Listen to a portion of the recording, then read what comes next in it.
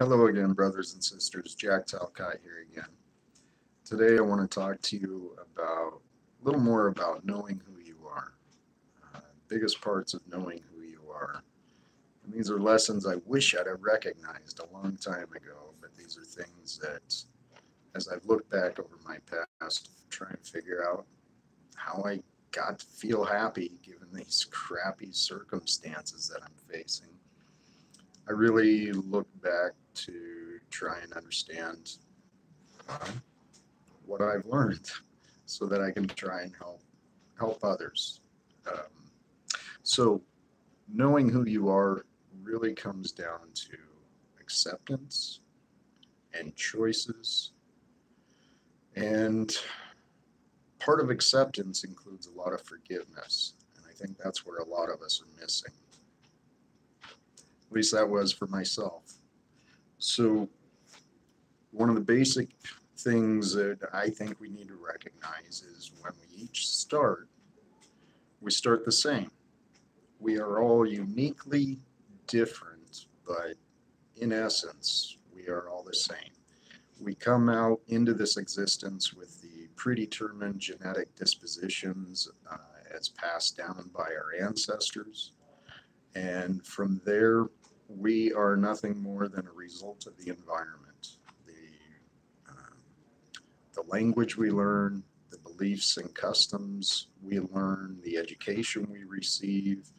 What's good and bad is determined by our own free will and by the education and the awareness in which we've received.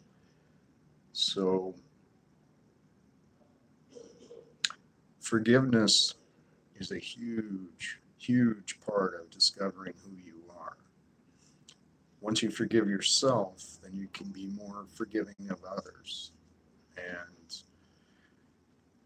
this life is quite interesting.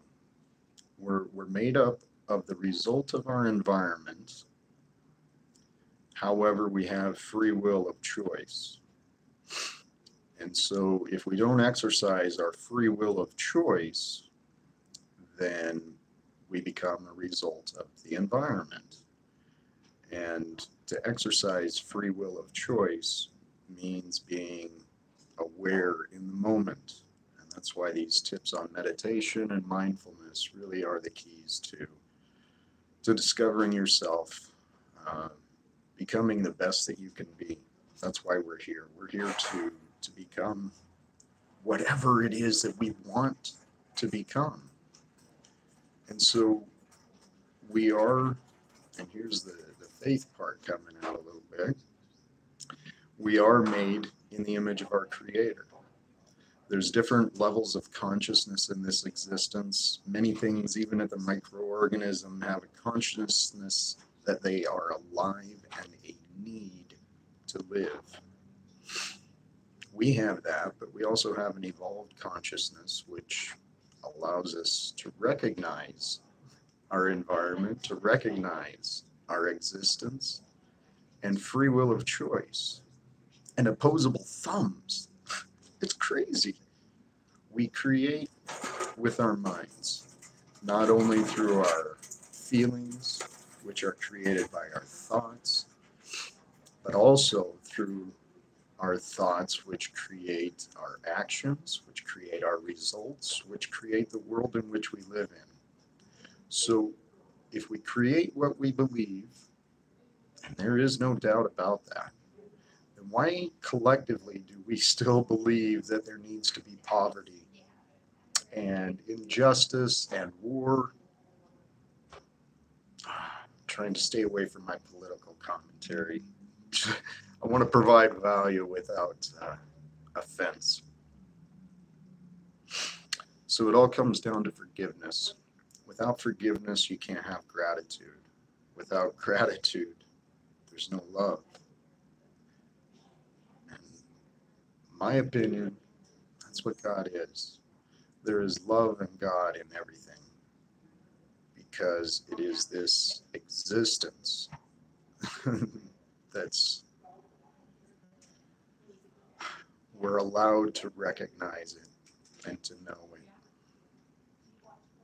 So I mentioned we're a result of our environment. We have free will of choice. So the mindfulness practices that I'm trying to share are tips I've used to um, help me gain peace, to gain calm. Communicating, this was where I wanted to go. Communicating with humans is quite difficult. If you think it's not, then you haven't given it much thought. There was a great online course I did by Kane Ramsey, is his name, um, breaking down the four disconnects in communication. Where there's a disconnect from our thoughts to our words, because as we formulate our words, we are putting in tons of data and tons of information, but we don't express all those because to do so would take too much time. Our minds are created to identify patterns, to create meanings. But if you're not careful, then you're not choosing the meaning and you're just reacting. But so we have a disconnect from our thoughts to our words. Then, as our words are heard by another, those words are connected to all the data and all the memory and all the experiences from what they've learned and associate meaning to the words that are heard. And quite often, the meaning is even different than what is heard. So we have disconnects from our thoughts to our words, to what is heard, to what is understood. So it's no wonder we have so much difficulty in this existence. We're quite complex and quite simple because in the end, we're all the same. We all have the same loving compassion, the same depth of mercy, the same depth of forgiveness. So as you're going through your day, what I found real helpful is paying attention to my own physiology. I began to really notice where I felt anger, where I felt fear, where I felt whatever. And I paid attention. So when I noticed those signs, I didn't always respond. Quite often I reacted. Um, but in reflection afterwards, I would really evaluate what upset me. Why did I react rather than respond? What was my threat? What was my fear? Now, I've learned a lot. The teachings of Buddhism has some very, very beautiful, deep thoughts that make you really use your mind for the contemplative meditation. Um, and so one of the things I've chosen to become, you figure out what's best for you. Mary Morrissey does a great job of helping you figure out what's best for you. Her Dream Builder program helps you get clarity on what you want to become. For me, initially it was what I knew of Jesus Christ, and I've learned so much, and inside I try to emulate the image of Jesus, the many Buddhas who showed us the way. Saint Germain, he's one I really kind of carry. I don't know where I heard it, but I heard Jesus showed us the way. Saint Germain will tell you it's inside you, figure it out. And so when life gets tough, it's what I remind myself. We've been shown the way. Excuse me, I left one out, an important one. Dalai Lama today. It's possible to be beautiful. I'm imperfect, but I'm trying. And I try by making a conscious effort throughout my day. I don't always do what's right because it's tough to be a human. We complicate things so well.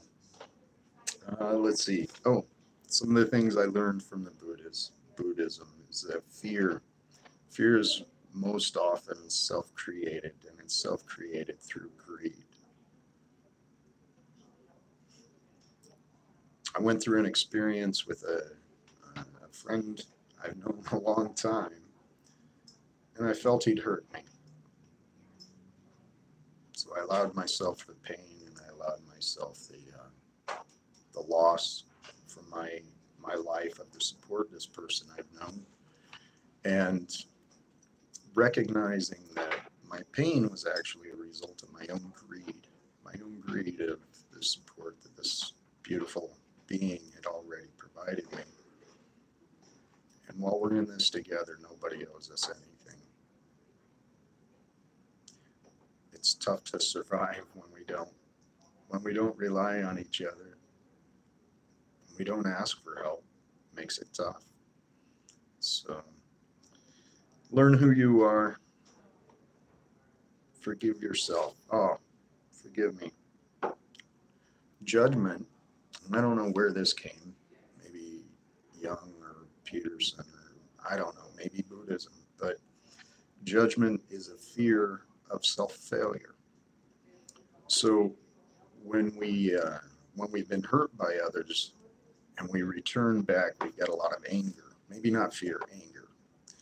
We've got anger directed at others, and possible, quite often others do things wrong, and maybe there is a reasonable support for judgment.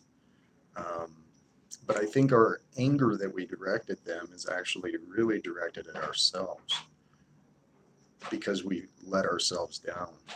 We let ourselves feel less than. We let ourselves be a victim. You're no victim. None of us are. We got to stop believing we're different. We're all the same. You and I love you, my brothers and sisters. With that, I'm going to let the time fade. Live without fear. God bless us all. Namaste. Namaha is another one I heard, but I got to look that one up again. Bless us. Oh, yeah. Like, subscribe, comment.